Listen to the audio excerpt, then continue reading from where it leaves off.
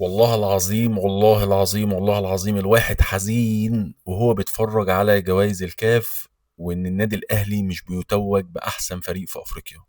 حاجه تحزنك كاهلاوي، وحاجه تخليك في قمه الحزن، ان انت مش شايف ان فرقتك او النادي الاهلي ما بيتوجش باحسن فريق في افريقيا. لما شفت رئيس نادي بيراميدز بيتوج بجد بان هو احسن فريق في افريقيا، انا حسيت يعني هو مبروك وكل حاجه، بس انا حسيت بضيق نفس وزعل. وده من حب النادي الاهلي، ان انا بحب النادي الاهلي وحابب ان هو يبقى على منصات التتويج كده دايما. مش شايف غير النادي الاهلي، انا بحب النادي الاهلي.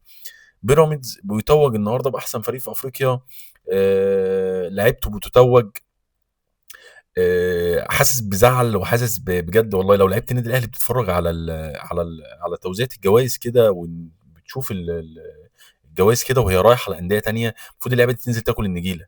المفروض اللعيبه دي يبقى عندها دم.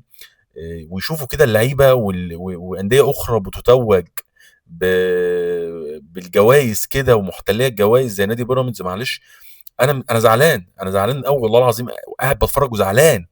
هو نادي بيراميدز نادي في مصر وبتاع، ومبروك وكل حاجه. بس انا كراجل اهلاوي، انا كغيرتي على النادي الاهلي، متضايق. النادي الاهلي ما بيتوجش.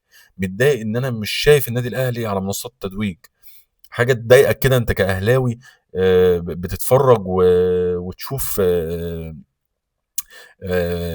فرقه زي بيراميدز بتتوج. انا بكلمك كراجل اهلاوي، مش بكلمك كان راجل من مصر. هو الف مبروك لبيراميدز وكل حاجه، بس انا بكلمك كراجل اهلاوي، بتكلم عن النادي الاهلي. حابب ان هو يبقى على منصات التتويج كده دايما، حابب ان انا اشوفه في احسن حته في الدنيا. متضايق وزعلان وجدا، وبجد لو لعيبه النادي الاهلي بتتفرج وتشوف. يعني انا دلوقتي بتابع الجوائز، ولسه ان شاء الله نشوفه محمد صلاح، يا رب يكرم ويفوز.